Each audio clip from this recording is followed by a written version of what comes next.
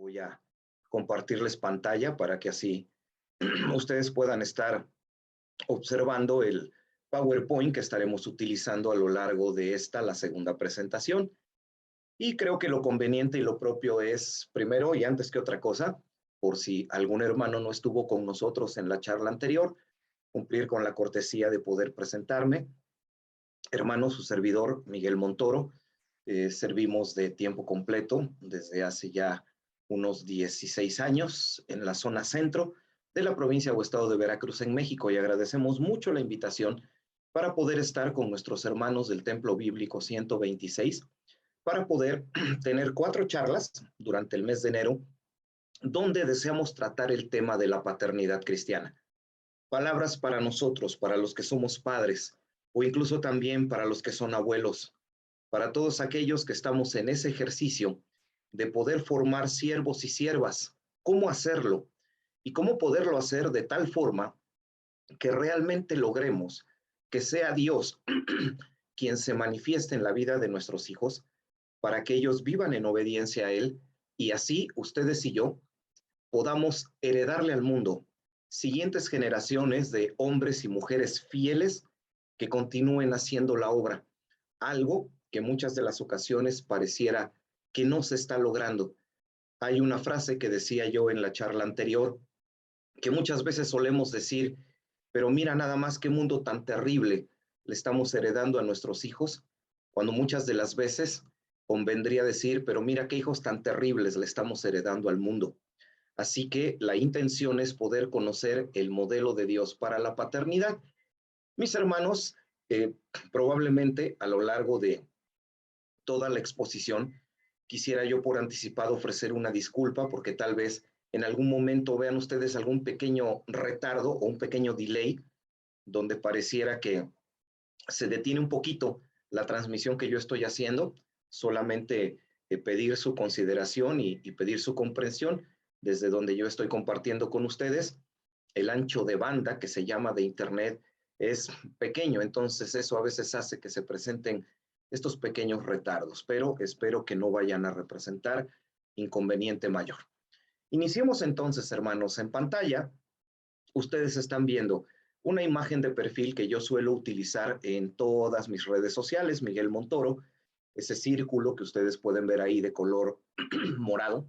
Les invito a que me visiten, les invito a que se suscriban a los espacios, a que estemos en contacto y de esa manera podemos mantener una comunicación que se prolongue porque a veces en exposiciones como estas el tiempo suele ser bastante reducido. Para tratar de hacer un muy pequeño resumen de qué estamos haciendo, pero también para que no se pierdan el material de la charla anterior, quisiera yo invitarles a que por favor visiten el canal de YouTube, Templo Bíblico 126, donde los hermanos han colocado una diversidad bien hermosa de distintos mensajes y material con contenido bíblico, algunos de los cuales ya estuvimos observando, pero también ahí los hermanos han colocado ya también el video con la exposición de la semana anterior. Así que sería muy recomendable, hermanos, que si ustedes no estuvieron en la primera charla, vayan a esa primera charla, vean el video y así van a poder conectar perfectamente con lo que estaremos compartiendo en este día.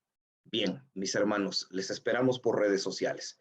Como ustedes pueden ver en pantalla, el propósito de estos 4 temas es conocer y aplicar el modelo de Dios para la paternidad. Ese es el propósito de estas 4 charlas. Por supuesto, como fieles creyentes en la Biblia, como la palabra inspirada de Dios, nosotros siempre tomaremos la Biblia como el fundamento de cualquier cosa que nosotros pudiésemos compartir. Así que nunca sobrará la recomendación de que como padres nos podamos sumergir lo más profundamente que podamos en las escrituras. Al final de la charla de hoy entenderán por qué se hace esa recomendación que decía yo nunca sobra. Amados hermanos, como padres tenemos que estar sumergidos completamente en la palabra de Dios, que es la guía única, confiable y fiel para el creyente. Así que sobre ello nosotros estamos basándonos en la escritura para conocer y poder aplicar el modelo de Dios para la paternidad. En el caso personal, como un pequeño complemento, yo escribí un libro que se llama El Castillo de las Princesas, las 42 reglas de la paternidad cristiana. Ese material, hermanos, desde el tema anterior está puesto a sus órdenes, si alguno lo desea. En el chat que acompaña a esta transmisión, yo he colocado ya mi número telefónico. Si usted me agrega en WhatsApp y me manda un mensaje, con todo gusto yo le puedo hacer llegar ese material para que así le pueda servir como apoyo y como alguna información que pueda enriquecer lo que nosotros estamos compartiendo. Bien, el tema de hoy, hermanos, se llama Conoce el temperamento de tus hijos. Ahí les acaba de aparecer el título. En el primer tema vimos una especie de introducción donde conocimos cuáles son los tres propósitos de la paternidad cristiana. El tema de hoy nos va a llevar a conocer a nuestros hijos, porque tenemos que conocer el temperamento de nuestros hijos, puesto que de otra manera, si no los conocemos, los principios de paternidad que veremos en los dos últimos temas van a ser ineficaces. Quisiera yo plantearlo de esta manera, de algo que seguramente ustedes me van a entender. Cuando como personas, estoy hablando en un contexto general, no solo en el contexto cristiano, cuando como seres humanos nos comunicamos con distintas personas en nuestros ámbitos de trabajo, en nuestros ámbitos familiares, en cualquier ámbito profesional donde nos desenvolvamos, seguramente todos nos habremos dado cuenta que al comunicarnos tenemos que enfrentar una barrera. Y esa barrera es que las personas que solemos comunicarnos entre nosotras somos personas con distintos temperamentos. Y muy pronto aprendemos que hay que comunicarnos de maneras diferentes con las personas, de acuerdo a su temperamento, para que así el mensaje sea mucho más eficaz y la persona realmente responda de la mejor manera a lo que nosotros queremos compartir. Ese mismo principio, amados hermanos, aplica en el mundo cristiano. Tenemos un temperamento que nos fue dado por Dios, un temperamento que, tristemente, el proceso de crecimiento, la influencia del mundo, el peso de nuestra propia carne, deforma el temperamento. Pero gracias a que nosotros venimos a los pies de Cristo, tenemos de parte de Dios ese dominio propio que Él ha prometido para poder hacer que nuestros temperamentos se santifiquen, o sea, que nuestras personalidades sean como Dios desea. Entonces, si todos los seres humanos tienen un temperamento, una identidad, algo que los identifica y que los define, tenemos que tomar en cuenta ese temperamento, tenemos que tomar en cuenta esa identidad que en este caso nuestros hijos tienen, para que así nosotros a la hora de estarnos comunicando con ellos, nos demos cuenta que es tan importante lo que tenemos que decirles a nuestros hijos como la forma en la cual se los decimos. Piensen en el matrimonio. Aplica el mismo principio. Es tan importante lo que tenemos que comunicarnos entre esposos como la forma en que nos comunicamos. En una estadística que se dio a conocer en los Estados Unidos bastante reveladora, se descubrió que del 100% de los matrimonios, obviamente no estamos hablando en el contexto cristiano, sino general, del 100% de los matrimonios que se divorcian entre el primero y el segundo año después de que se casan, en esta estadística se descubrió que de ese 100%, arriba del 60% de las parejas se quejaban no de las diferencias que tenían con sus parejas, sino que se quejaban de la forma en que resolvían sus diferencias. No les molestaba tener diferencias con sus parejas, pero sí les molestaba la forma en que ventilaban esas diferencias. Y en esta estadística nos damos cuenta que es realmente cierto lo que estamos compartiendo. Es tan importante lo que tenemos que decir como la forma en que lo decimos. Es tan importante hablar con nuestros hijos como la forma en la cual hablamos con ellos. Y para poder hablar con ellos de la mejor manera, debemos conocer su temperamento. Por eso, nuestro tema se llama Conoce el temperamento de tus hijos. En los dos últimos temas, vamos a ver ejemplos de familias de la Biblia, donde veremos a través de estos ejemplos lo que estas familias hicieron bien, lo que estas familias hicieron mal, y nos daremos cuenta que en muchos casos los errores que se cometieron fue precisamente por esto. Por eso, desde este momento, mis amados hermanos, los invito a que no se pierdan el siguiente tema, donde vamos a conocer ahora sí familias de la Biblia y vamos a ver cómo aplicaron ellos la paternidad en los tres aspectos que comprobaremos en los temas que faltan, son los más adecuados para poder transmitir nuestra influencia como padres, que son el amor, el estímulo y la disciplina. Pero eso, insisto, es algo que veremos en los dos últimos temas. Así que vamos a adentrarnos a conocer el temperamento de nuestros hijos. Para poder hacer eso, mis hermanos, quisiera yo, antes de otra cosa, poner a su consideración algunos detalles que para mí es muy importante a la hora de estar interactuando con ustedes en estos temas, antes de que ya entremos de lleno a hablar de los temperamentos. Así que quisiera yo compartir con ustedes algunas consideraciones. Primero, observen ese círculo donde está un corazón, a donde dice agradecimiento por cualquier observación. Mis amados hermanos, en verdad, no se imaginan qué valor tiene el hecho de que ustedes hagan algún comentario, alguna corrección, alguna aportación, algo que añadir o algo que modificar de lo que en este caso su servidor les comparte. Cada comentario y cada opinión es extremadamente valioso y ayuda a que vayamos moldeando la exposición del tema para que así pueda ser realmente como nosotros lo necesitamos y como Dios desea transmitirlo. Así que les agradezco mucho esos comentarios, pero por el tiempo estamos limitados. Tenemos una fuerte limitación de tiempo, porque una vez que terminamos con la exposición, quedan prácticamente muy pocos minutos como para poder interactuar o aclarar alguna duda o responder alguna pregunta. Es por ello, mis hermanos, que en pantalla les invito a que hagan el favor de tomar en cuenta el número telefónico de su servidor, que ya se los acabo de dar hace unos minutos, pero en este caso ahora les invitaría a que se valieran de ese espacio para poder ponernos en contacto y con toda confianza, hermanos, envíenme alguna sugerencia, algún comentario, alguna corrección, para que en los siguientes temas hagamos eco, respondamos esas preguntas y también le demos a conocer a los hermanos los comentarios que ustedes creen necesarios. Por favor, hermanos, para así poder ayudar a vencer un poquito la limitación del tiempo.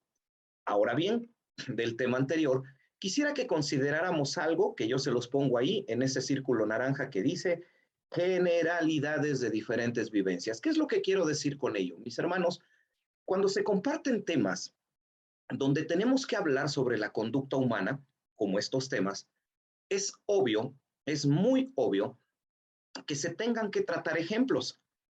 Y muchas de las ocasiones, algunos de los ejemplos son tomados de la Biblia u otros ejemplos son tomados de las experiencias de consejería que en este caso quienes compartimos temas les presentamos a ustedes. Pero para mí sí es muy importante señalar algo que se mencionó en el tema anterior y que quiero remarcarlo. Hermanos, los ejemplos que a veces nosotros tenemos que utilizar son generalizaciones. ¿Qué quiere decir eso? Quiere decir que cuando hablamos de un ejemplo, no estamos queriendo decir que nuestro ejemplo aplica para el 100% de los hogares cristianos o para el 100% de los padres. Tenemos que hablarle a una mayoría. Por eso se le llama generalización, porque ponemos un ejemplo general para poder señalar algo que se tiene que tomar en cuenta, más nunca vamos a querer decir que lo que nosotros estamos diciendo aplica en el 100% de las situaciones, porque tal vez compartamos alguna experiencia que tú digas, wow, pero es que eso no ha sucedido en mi proceso de paternidad. No, y no tiene que suceder, porque muy probablemente tu proceso de paternidad es distinto, porque, mis hermanos, así como hablábamos hace unos minutos de que existen diferentes identidades o temperamentos, con la paternidad aplica lo mismo. Cada entorno de paternidad es diferente. Cada padre, cada madre es distinto. Cada padre, cada madre piensa diferente. La influencia de la familia hacia el interior del hogar es diferente. El temperamento de los hijos es distinto. Sus gustos, su personalidad, sus afinidades, las cosas que les agradan o les desagradan son diferentes. Entonces, no puede haber, para que me entiendan ustedes, una única receta de un algo que aplicará a todas las situaciones. Quisiera que lo consideraran porque sí es importante. Ahora, también, como estuvimos hablando en el tema introductorio de muchas situaciones que derivan en pésimos procesos de paternidad o de crianza, eso seguramente puede llevar algunas dudas. Y una de esas dudas yo la trato de plantear en la pregunta que acabo de hacer aparecer en pantalla. ¿Hijos malos con padres buenos? Ante todo lo que se ha charlado, probablemente surja la inquietud de decir, pero ¿por qué entonces existen padres que tratan de aplicar el modelo de Dios para la paternidad lo más adecuadamente posible? O tal vez incluso pueda haber padres que estando aquí en la charla digan, pero es que yo he hecho lo correcto y sin embargo, a pesar de haber hecho lo correcto, no estoy obteniendo los mejores resultados con mis hijos. Sí quisiera yo, hermanos, que me entendieran algo que es muy importante, muy, muy importante, y que de eso hablé un poco en el primer tema. Cuando los padres somos confrontados con el modelo de Dios para la paternidad, los padres solemos tender mucho a pensar que nosotros hacemos las cosas correctas, pero para mí es importante que entendamos que el proceso de paternidad implica muchas áreas y no solo una.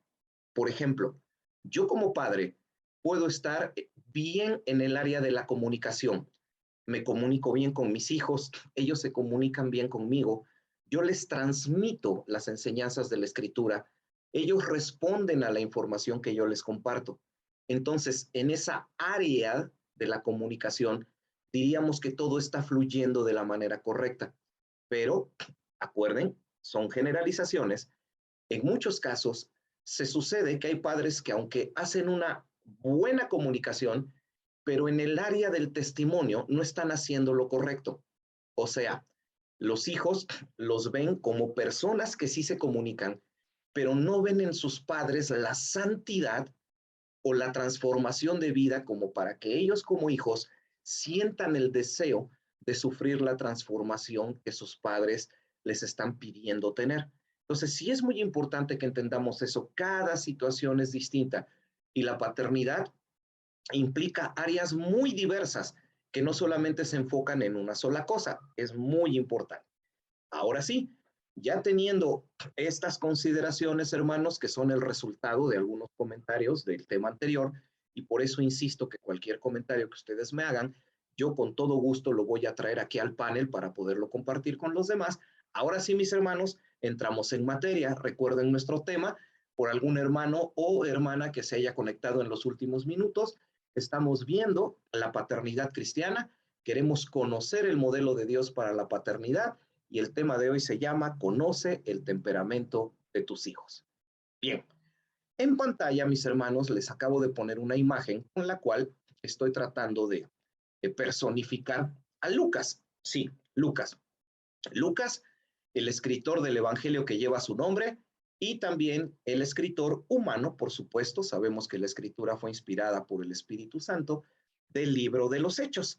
Y quisiera yo usar a Lucas para que Lucas nos presente su temperamento, lo descubramos a través de la lectura de cosas que él escribió y así de esa manera tú y yo nos demos cuenta cuál era el temperamento de Lucas, porque recuerden, la intención de nuestro tema es conocer el temperamento de nuestros hijos. Así que primero vamos a conocer algunos temperamentos de la Biblia para que a través de ellos nosotros abramos nuestro panorama hacia el conocimiento de nuestro propio temperamento, pero lo que nos importa, hacia el conocimiento del temperamento de nuestros hijos. Para ello, quisiera yo invitarles a que lean en pantalla lo que el propio Lucas escribió en el Evangelio que lleva su nombre, Lucas capítulo 1, versículo 3.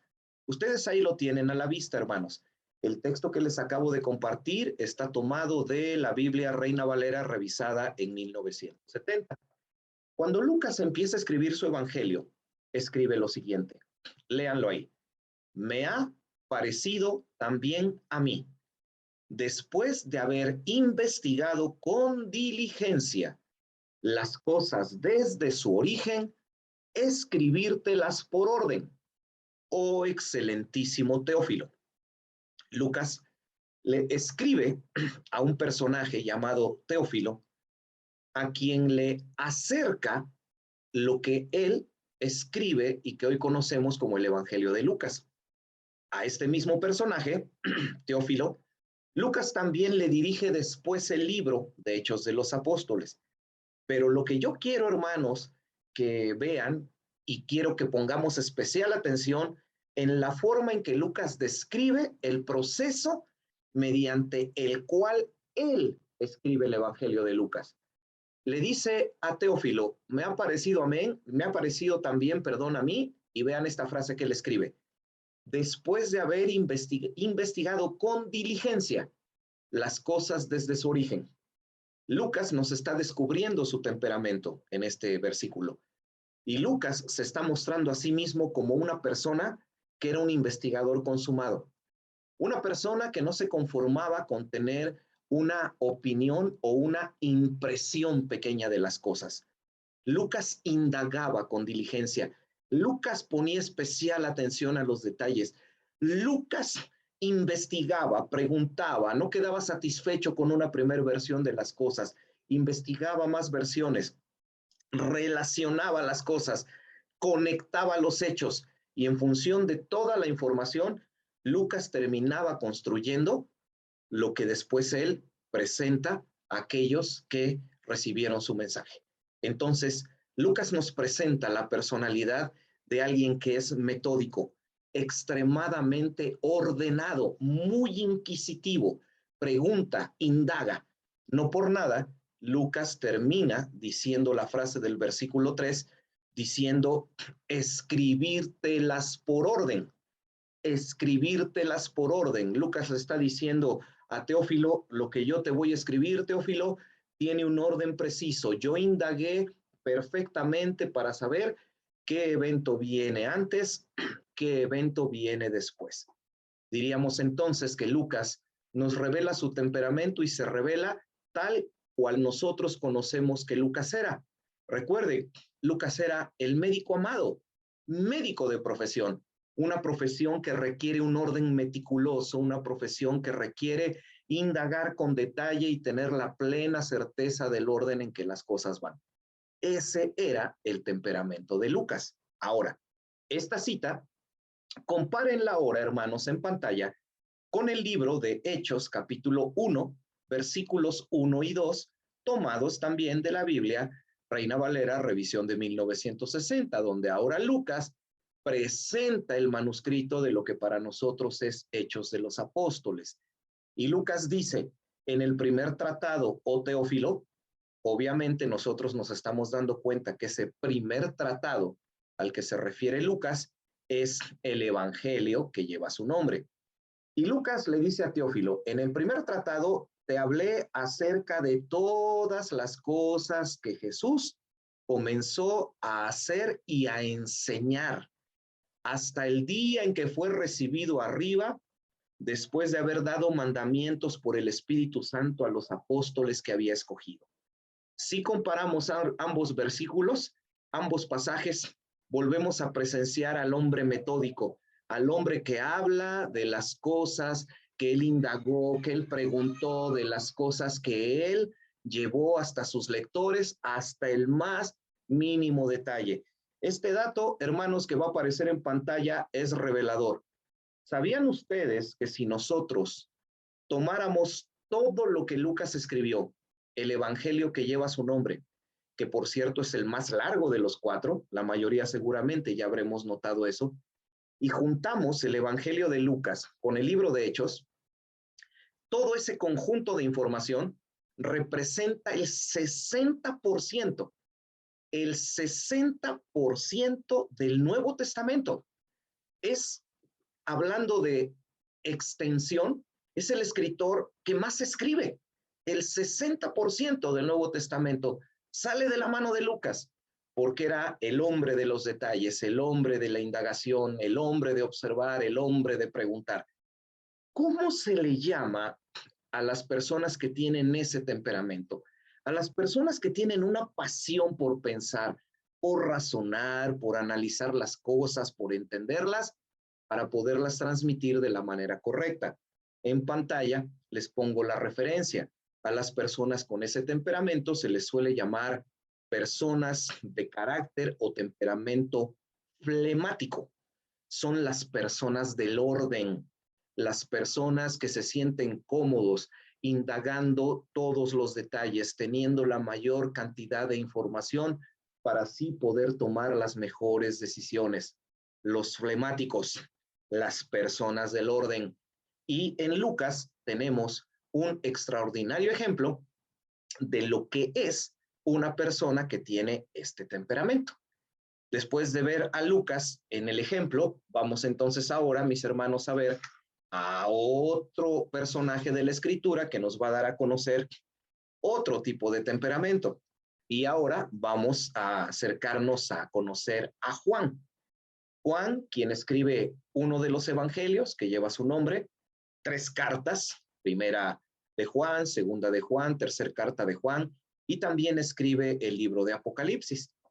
Juan fue un escritor prolífico, pero no tanto como Lucas, pero sí escribe mucho.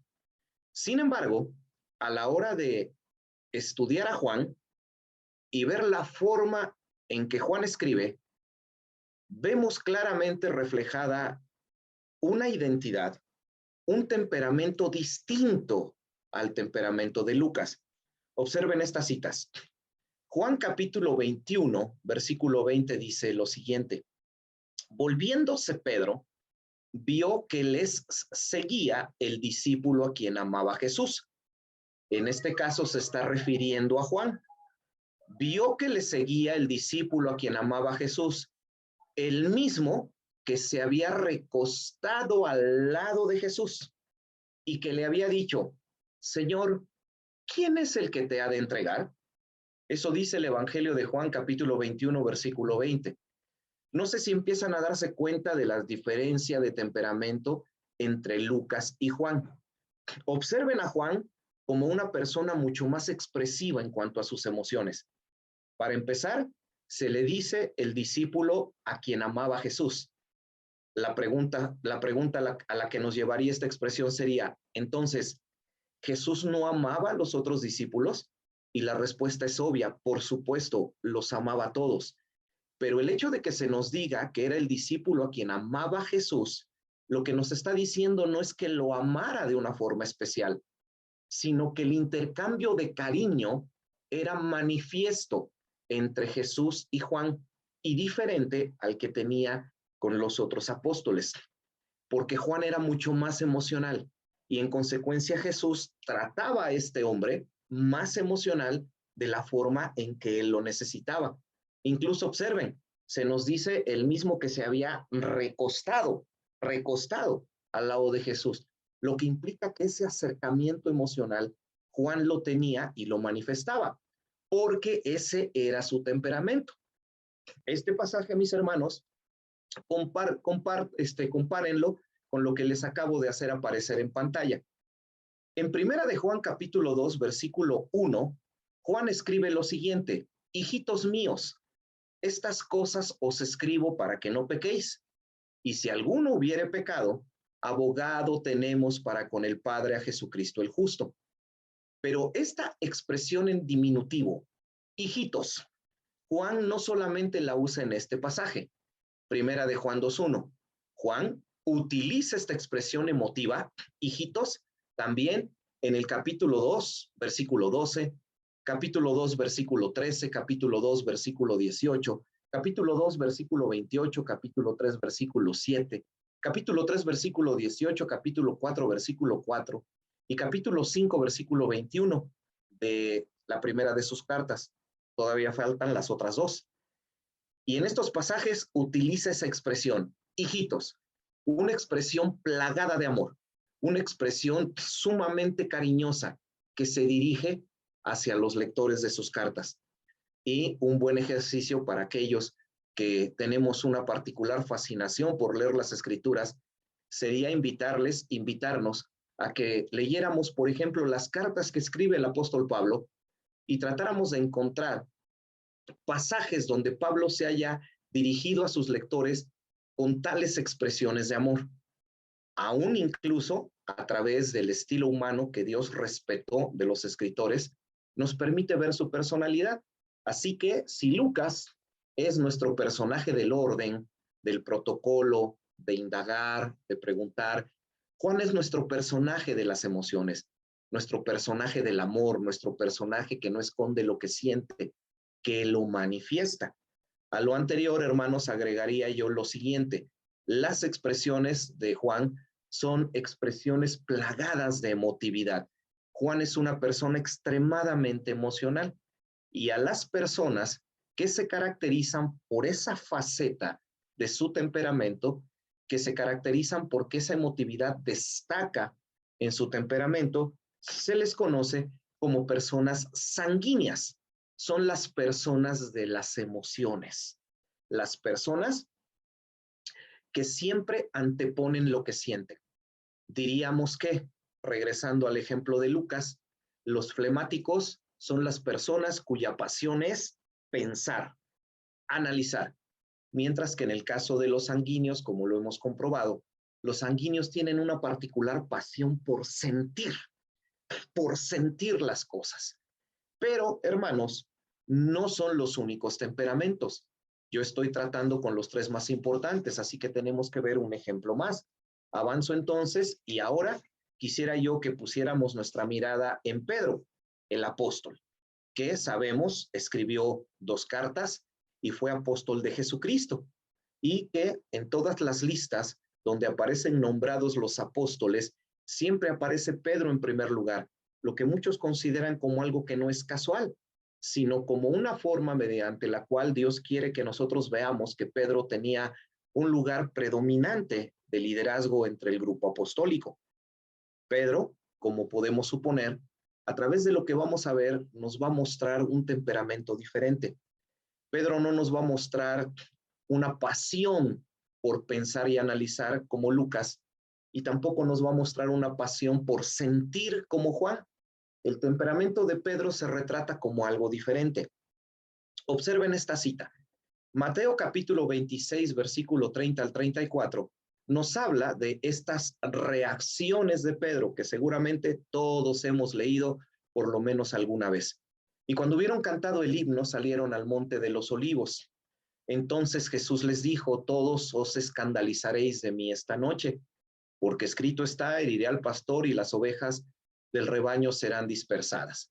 Pero después de que haya resucitado, iré delante de vosotros a Galilea. Y aquí es a donde interviene Pedro. Respondiendo Pedro, de inmediato le dice al Señor, aunque todos se escandalicen de ti, yo nunca me escandalizaré. Jesús le contesta a Pedro, de cierto te digo, que antes que el gallo cante, me negarás 3 veces. Y estas explosiones de acción, estas respuestas inmediatas de Pedro, pocas veces pensadas, esta que nosotros acabamos de ver, no es la única. A lo largo de los evangelios ustedes podrán encontrar varias ocasiones en las cuales Pedro se muestra como un personaje reactivo. O sea, reacciona, pero no piensa en lo que va a decir. Lo vence su impulso. Tanto que en esta ocasión, Pedro le promete a Jesús una fidelidad a prueba de todo, que nosotros sabemos duró unas cuantas horas, porque Pedro terminó negando al Señor. Comparemos, hermanos, esta cita con este pasaje en el libro de Hechos, capítulo 10, versículo 34, donde Pedro se presenta en la casa de Cornelio, un hombre que no era cristiano, a quien Dios manda que haga traer a Pedro a su casa. Pedro le presenta el mensaje de salvación y Cornelio se convierte en el primer gentil convertido que aparece registrado en el libro de Hechos. Pero, ¿qué es lo importante? Lo importante es ver a Pedro abriendo la boca, dice Hechos 10:34, diciendo, en verdad comprendo que Dios no hace acepción de personas. En verdad entiendo, dice Pedro, entiendo, ya entendí, Dios no hace acepción de personas, Dios no rechaza a nadie. Las puertas de la salvación están abiertas a todos. La lección que Pedro aprendió es una lección bastante hermosa y muy profunda. Sin embargo, hermanos, si después pueden ustedes hacer la lectura de los capítulos anteriores al capítulo 10 de Hechos, se van a dar cuenta que Pedro el apóstol tuvo que pasar por todo un proceso que no fue corto, fue un proceso largo hasta que él termina aceptando que la salvación era igual tanto para judíos como para gentiles. Algo que claramente al principio vemos que Pedro parece que no lo entiende. Es más, parece que no acepta eso. Tal pareciera que en el interior de Pedro está la idea de que aunque debe haber amor para todos, pero realmente el misterio de la salvación debe de ser algo que solamente le compete a los apóstoles. Pero Dios en su infinita misericordia utiliza muchas experiencias de Pedro, es más, incluso hasta le muestra aquella famosa visión del lienzo que baja del cielo, donde Pedro ve toda clase de animales, visión que Dios utiliza para que Pedro entendiera que cuando Dios ya había decidido que algo fuera hecho limpio, Pedro ya no tenía ningún derecho a llamarle inmundo, lo que implica que el apóstol estaba batallando con su mentalidad judía, con la mentalidad de su religión, estaba batallando Pedro con eso, no lograba entender cómo Dios estaba abriendo un camino nuevo, vivo, amplio y maravilloso, un camino de gracia, donde había oportunidad de salvación para todos. Así que, ¿qué podemos decir de Pedro? Que en Pedro vemos a un personaje que, a diferencia de Lucas, parece que no le interesa mucho analizar las cosas. Es más, de hecho, no las analiza, reacciona sin pensar, y eso a veces lo mete en serios problemas. Pero tampoco vemos a Pedro como un hombre emocional, como alguien que se acerque, que sea cariñoso, que hable con diminutivos, que trate de ser sumamente expresivo. Al contrario, lo vemos como alguien diferente a los dos temperamentos anteriores, lo vemos como alguien que reacciona, como alguien que su pasión es accionar, aunque a veces tenga que corregir las cosas que está haciendo. A las personas, hermanos, que se caracterizan porque en su temperamento esa faceta destaque, son personas a quienes les podemos llamar personas coléricas, lo que acaba de aparecer en pantalla. Las personas o los personajes de la acción. Las personas o los personajes de la acción. Y estos tres aspectos del temperamento humano no son los únicos, pero sí son los más importantes. Y después de haber explicado estos aspectos, ahora a mí lo que me interesa es que con esta información ya nos acerquemos a nuestro ejercicio de paternidad. Y ahora yo les planteo la pregunta que aparece en pantalla. ¿Y tus hijos? ¿Qué temperamento tienen tus hijos? ¿Son sanguíneos? ¿Son coléricos? ¿O son flemáticos? Ahí en la pantalla ven repetida la palabra sanguíneo, una de esas debe de ser flemático. ¿Y tus hijos son flemáticos, son coléricos o son sanguíneos? Hermanos, es vital como padres conocer el temperamento de nuestros hijos, porque al conocerlo, sabremos cómo aplicar esos tres aspectos que estaremos hablando de ellos en los dos siguientes temas: el amor, el estímulo y la disciplina. Necesitamos conocer el temperamento. Y aquí es a donde yo quisiera que los padres que estamos en esta transmisión dedicáramos unos buenos minutos para reflexionar seriamente en esto. ¿Realmente conocemos el temperamento de nuestros hijos? Y el problema es que la mayoría de los padres de inmediato contestamos, claro, pero por supuesto, claro que yo conozco a mis hijos. Y seguramente las mamás dirán, ¿cómo no voy a conocer a mis hijos si yo los tuve en mi vientre? Vamos, yo sé cómo son, yo sé cómo reaccionan, yo sé que les gusta, yo sé lo que no les gusta. ¿Quién para conocer a nuestros hijos mejor que un padre? Yo quisiera que pensáramos un poco más en esto. Y no porque yo no crea que conozcas a tus hijos, por supuesto que los conoces, pero el problema es que como seres humanos, nosotros vamos pasando por diferentes ajustes de nuestra personalidad. A ver, entendamos esto. Estos tres aspectos que hemos visto, el ser flemáticos, coléricos o sanguíneos, hermanos, los tres aspectos los tenemos todos. Yo tengo los tres aspectos, tú tienes los tres aspectos, pero hay uno de ellos que destaca por encima de los otros dos, y es lo que define la parte más importante de tu temperamento. En el caso personal, si quieren usarme como un ejemplo, yo les diría que muy cerca tengo la manifestación de la faceta colérica de mi carácter y de la faceta flemática, muy cerca, separados por muy poco de distancia. Y abajo de ellos, el aspecto sanguíneo, el aspecto de las emociones. Así que ya se imaginarán, hermanos, que constantemente tengo que estar pidiéndole a Dios lucha para poder suplir esa área que mi temperamento no me proporciona, la emotividad, el cariño, y ahí tengo que estar entendiendo a la esposa que dice, mi vida es que no me abrazas, mi vida es que dime más que me amas, mi vida no has platicado conmigo, mi vida no has estado, no hemos estado juntos hablando de las cosas que nos interesan. Exacto, porque esa es la parte con la que yo tengo que batallar, porque ese es mi temperamento. Pero mis hermanos, ¿cuál es el temperamento de sus hijos? Si no llegamos a entender a nuestros hijos, jamás vamos a poder ejercer una buena paternidad con ellos.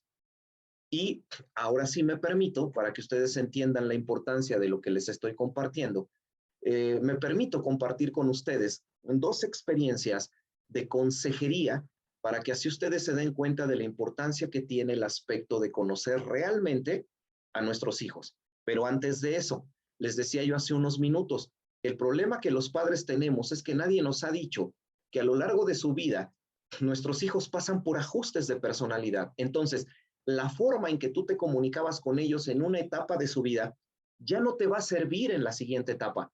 Y la forma en que te comunicas en esta etapa probablemente no te dé el mismo resultado en la etapa siguiente. Si esta parte del tema les interesa, aquí es a donde yo les remitiría, hermanos, a que puedan ponerse en contacto conmigo para que yo les brinde el material de El Castillo de las Princesas, las 42 reglas de la paternidad cristiana, donde yo dedico 3 capítulos completos del libro para hablar de esos ajustes de personalidad, cuándo se presentan, cómo se presentan y cómo poder resolverlos. Pero ahora vengo a mis ejemplos para que ustedes entiendan la importancia de esto. En alguna ocasión, hermanos, me toca a mí visitar un hogar de una familia de hermanos en Cristo muy apreciados. Y yo me había puesto de acuerdo con el padre de familia porque íbamos a comprar algunos materiales que se iban a utilizar para una reparación dentro del templo. Cuando yo llego, el hermano me abre y me dice, pasa el hermano, mira, siéntate, dame un par de minutos, ya estoy terminando, es que estoy ayudando un poco a mi hija con sus labores de la escuela y ya estoy contigo. Pero al ser una casa pequeña, pues no había separación entre la sala de la casa y el espacio de lo que nosotros llamamos comedor, donde ahí estaba la pequeña, unos 10, 11 años, sentada en la mesa con sus cuadernos escolares y sus notas. Y mientras yo estoy sentado ahí en ese sillón, escucho cómo el hermano va con la hija y entonces el hermano empieza a hablar con ella y le empieza a decir, a ver, vuélveme a decir qué parte es la que no entiendes. Y yo escucho cómo dice la pequeña, es que no le entiendo, papi, a esta cosa de las fracciones de matemáticas. 5 medios, 3 octavos, 4 quintos, no entiendo cómo tengo que hacer esas sumas. Y entonces papá le empieza a decir, pero ¿cómo no le vas a entender si esto es bien simple? Y le empieza a explicar, mira, lo que tienes que hacer es que tomas los números que están abajo y le empieza a dar una explicación matemática, pero después de unos minutos le pregunta, ¿le estás entendiendo? A lo que la pequeña contesta, es que sigo sin entenderlo. Y de inmediato fue notorio que en este caso el papá comenzó a exaltarse. Y le dice, pero ¿cómo es posible que no le entienda si es algo tan simple? Y la pequeña le dice, pero es que me cuesta trabajo, no entiendo qué hiciste con este número. Y entonces papá se torna todavía un poquito más colérico y le empieza a decir, pero ¿cómo es posible que no entiendas si esto es tan fácil? Hermanos, voy a reducir 10 minutos después, papá está gritando, está pegando en la mesa y le está diciendo a la hija, yo a tu edad ya trabajaba, yo a tu edad ya mantenía a tus tíos, yo a tu edad ya ganaba dinero, ¿y cómo es posible que tú no seas ni siquiera capaz de resolver unas cuentas matemáticas tan sencillas? Y obviamente la pequeña sobre la mesa llorando, diciéndole al papá, no le entiendo, papi, voy a reprobar. No vas a reprobar, que eres tonta. Mis hermanos, ahí tienen un buen ejemplo de un padre colérico tratando de interactuar en este ejemplo con una hija sanguínea y el choque de comunicaciones. Es obvio, si papá colérico entendiera que está en presencia de una hija sanguínea, podría hacer el esfuerzo para comunicarse como ella necesita, no como papá es, porque esa es la clave de una mejor comunicación.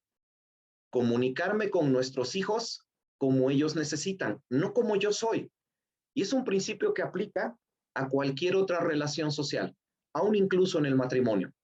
¿Cuántos esposos le dicen a la esposa, pero es que tú me conociste con este carácter y yo así soy, y yo siempre he sido así, y yo voy a ser siempre así? Y estoy de acuerdo en eso.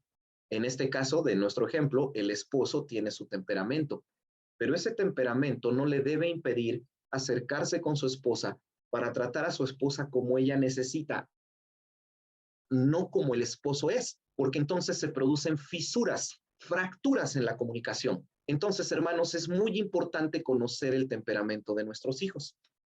Segundo ejemplo, les comenté que quería yo plantear dos ejemplos y quiero ser claro, dos ejemplos que están tomados de la experiencia de consejería que su servidor ha atendido y que son bastante ilustrativos sobre estas situaciones.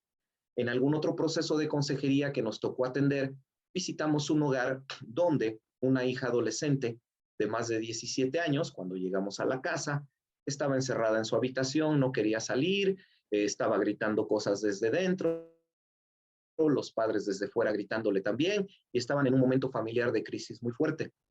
Cuando yo hablo con los padres, ellos en ese momento me platican que su carga de ellos o lo que derivó en esa crisis que provocó que ellos me buscaran es que ellos habían recientemente descubierto que la joven que estaba encerrada en su habitación, pues estaba teniendo relaciones de noviazgo con muchachos no creyentes, lo que había derivado en un conflicto muy fuerte y que lamentablemente parecía que no había solución. Al parecer, la joven estaba persistiendo en esa conducta y no tenía ningún empacho en decirle a los padres que ella no iba a dejar al novio no creyente y que no importa lo que los padres hicieran, que ella iba a seguir con ese novio y que no importa lo que los padres quisieran hacer, ella no iba a cambiar. Esa es la crisis, con ella encerrada sin querer hablar. Cuando yo hablo con los padres, pues ellos me platican muchos detalles de lo que han vivido, de lo que descubrieron, de lo que se enteraron. Y afortunadamente hubo la oportunidad de acercarnos con esta joven, convencerla, orar con ella a través de la puerta, invitarla a que saliera, a que se charlara, a que tratáramos de llegar a algún acuerdo, a tratar de que pues ella permitiera que Dios hablara, en este caso a sus padres y a ella. Y cuando ella sale y nos sentamos y empezamos a dialogar y empezamos a platicar y empezamos poco a poco a tratar de encontrar en qué punto como familia su relación, en este caso de estos padres con esta joven, empezó a fracturarse. Para mí fue muy revelador el hecho de que cuando ella, la joven, se dirige hacia su padre varón a hablar de su sentir, le empieza a decir cosas que obviamente cuando yo hablé con los padres, ellos jamás me lo dijeron a mí. Pero cuando la joven habla, los padres nunca negaron lo que ella estaba afirmando. Así que realmente había veracidad en lo que ella decía. La joven le empieza a decir a su padre, es que si yo tengo algo contra ti, es que tú a mí nunca me has abrazado, nunca me has besado, nunca has estado conmigo en la escuela, no te acercas a preguntarme cómo me va en la escuela, no me preguntas cómo me siento, nunca me has hablado, nunca has salido conmigo, no me has invitado a comer algo fuera, no te has interesado en mis problemas. Entonces, ¿cómo quieres que yo me sienta que me amas si tú no me muestras cariño? Mientras que esos muchachos a los que tú criticas sí son cariñosos conmigo. Obviamente, hermanos, un proceso de consejería de esta índole es mucho más profundo. Yo solamente, ya se los dije, estoy haciendo generalizaciones y tomando algunos aspectos que pueden servir para demostrarnos que lo que estamos compartiendo sí es importante. En este segundo ejemplo, tenemos a un padre flemático, muy apasionado de tenerlo todo en orden, de que las cosas marchen bien en casa, pero que lamentablemente se olvidó de que su hija mayor era una hija sanguínea, que necesitaba mucho cariño, mucho aprecio. Y realmente al preguntar más detalles es cierto, nunca él fue un papá que abrazara, que besara, cuando esas expresiones de cariño, hermanos, son vitales en el proceso de formación de una persona. No estoy adentrándome más en dar detalles sobre estos aspectos, porque recuerden, en los dos últimos temas, nosotros nos enfocaremos, ahora sí, en ver los tres aspectos en los cuales la paternidad influye más en nuestros hijos, que son el amor, el estímulo y la disciplina. Lo que haremos a través de ejemplos de padres de la Biblia para que entonces ya veamos de qué forma poder corregir esos 3 aspectos si es que no los hemos transmitido correctamente. Así que mis hermanos, ¿y tus hijos qué temperamento tienen? ¿Son sanguíneos, son coléricos o son flemáticos? Porque de eso depende la forma en que tú puedes comunicarte con ellos. Si no conoces a tus hijos o si crees conocerlos, pero resulta que lo que tú haces no te da resultado, es porque tú crees que los conoces y aplicas tus estrategias, pero como no los conoces en realidad, no estás obteniendo una buena respuesta de parte de ellos. Tienes que conocerlos. Hay muchas formas de conocer a nuestros hijos. Les comparto una medida práctica y una bíblica. Una medida práctica. Obsérvalos. Observa a tus hijos todo el tiempo. Observa cómo se comportan. Y lo más importante, obsérvalos cuando ellos no se den cuenta que los estás observando. Porque a veces, cuando ellos se dan cuenta que nosotros ponemos nuestra atención, modifican su conducta para tratar de actuar de una forma donde no nos permitan ver lo que están sintiendo. Obsérvalos cuando no se den cuenta que los observas, cómo actúan, cómo reaccionan, cuando están con sus amigos, cómo hablan con sus amigos, qué tipo de palabras usan, cómo interactúan con ellos. ¿Son expresivos? ¿Dan respuestas en volumen alto? ¿Son ordenados? ¿Has entrado a sus habitaciones? ¿Cómo tienen todo puesto? ¿Hay orden porque son flemáticos? ¿O las cosas están llenas de colores porque son sanguíneos? ¿O hay un cierto desorden porque son coléricos? Es vital, hermanos, conocer a nuestros hijos. Si no los conocemos, nuestro proceso de paternidad no va a dar ningún resultado. Pero también les comparto, les decía yo, una medida o una recomendación de carácter bíblico que les hago aparecer en pantalla. Lucas capítulo 6, versículo 45 dice así: el hombre bueno, del buen tesoro de su corazón saca lo bueno, y el hombre malo, del mal tesoro de su corazón saca lo malo, porque de la abundancia del corazón habla la boca. ¿Qué es lo que nos está diciendo Jesucristo en Lucas 6:45? Bien simple, es inevitable. Lo que somos por dentro, más tarde o más temprano, se manifestará por nuestra boca. Es una ley de nuestro creador. Nuestra naturaleza humana siempre busca expresar lo que somos y eso que somos siempre lo vamos a expresar a través de nuestras palabras. Habla mucho con tus hijos, mucho habla con ellos, pero por favor, de tal forma que generes un diálogo, no un monólogo, porque lamentablemente muchos padres tienen pasión por monologar, pero primero hay que aprender a dialogar. ¿Qué significa pasión por monologar? Muchas quejas que yo me he encontrado con muchos hijos dicen así: hermano, es que a mí siempre mi padre me dice, hijo, hija, tú puedes hablar conmigo de cualquier tema, puedes decirme lo que sea, yo estoy para escucharte, anda, habla. Dice, pero en cuanto yo les digo algo de cómo me estoy sintiendo, por aquí termino, ya empiezan ellos a hablarme de que yo estoy mal, de que yo estoy mal, de que yo estoy mal, estoy mal, señalan mis errores, ya no me permiten decir más cosas, pareciera que nada más están esperando a que yo me calle para de inmediato ellos soltarme su discurso, cuando al final ni siquiera me doy cuenta, me han dicho muchos jóvenes, ni siquiera me doy cuenta que me escuchó, realmente no me escuchó. Nada más quería hablar para entonces saber cómo contestarme, pero no porque quiera platicar conmigo. Por eso cuando terminan de hablar y me dicen, ¿qué más me tienes que decir? Yo finalmente lo único que les digo, no, ya nada. Dice, ya mejor no les digo nada. No sé si ustedes han observado esta conducta, hermanos, y que es una conducta que nos demuestra que este asunto de conocer a nuestros hijos y tratarlos de la mejor manera es importante. No sé si ustedes lo han observado. Observen a los padres de niños pequeños. Niños pequeños, hablo de niños que tienen 2 años, 2 años y medio, cuando los niños ya comienzan a hablar, 3 años, 4 o 5 años. ¿Han observado estos padres cuando van a recoger a sus hijos a la escuela y van de regreso a casa en el auto o caminando? Obsérvenlos. Los niños van hablando con los padres, no esconden nada. Todo le van platicando a sus papás. Hey, papá, la maestra hizo esto. Papá, el maestro hizo aquello. Mi compañero hizo esto. Un niño se cayó. Un niño se enfermó. Un niño no fue a la escuela. Otro ya regresó a la escuela. Todo le van platicando a sus padres. ¿Lo han notado? Vienen de regreso de la escuela y hablan. Los niños parecen unos, como solemos decir en los países latinos, unos periquitos que no paran de hablar todo el tiempo con sus papás. Les hablan todo. Ahora observen a los mismos padres yendo a recoger a sus hijos, pero ya de las escuelas cuando ellos tienen 13, 14 o 15 años. ¿Notan la diferencia? Yo lo he observado.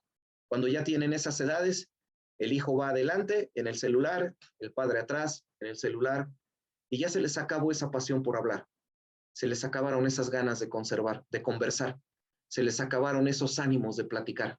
¿Qué fue lo que sucedió? Simple, hay cambios de temperamento y ni el hijo ni el padre estuvieron listos para reconectar con esos cambios de temperamento. Así que, mis amados hermanos, este tema fue conoce el temperamento de tus hijos, porque es vital conocer qué temperamento tienen para poder nosotros ejercer en ellos la influencia de nuestra paternidad, cuya esa influencia, vuelvo a insistir por tercera vez, es lo que nos ocupará en los dos últimos temas, que también, mis hermanos, les invito a que no se los pierdan. Recuerden, cualquier duda, cualquier pregunta, cualquier observación, cualquier comentario, sientan la confianza, hermanos, de dirigírselo a su servidor. Puedo responderles directamente y cualquier cosa que ustedes nos compartan también lo pondremos en el tema para que así todos podamos participar para poder tener de estos temas el mejor aprendizaje. Espero pues que lo que correspondió a la charla de hoy haya sido de mucho interés y de mucha bendición, hermanos. Estamos listos y preparados para el tema siguiente, donde ahora sí, a través de ejemplos de padres de la Biblia, veremos qué ingredientes tiene el modelo de Dios para la paternidad que nosotros debemos aplicar. Quiero respetar el tiempo, hermanos. Hasta aquí concluimos y nuevamente agradecido y agradeciendo siempre a los hermanos del Templo Bíblico 126 por esta oportunidad de compartir con ustedes este estudio de la palabra de Dios. Que Dios les bendiga, hermanos. Muchas gracias.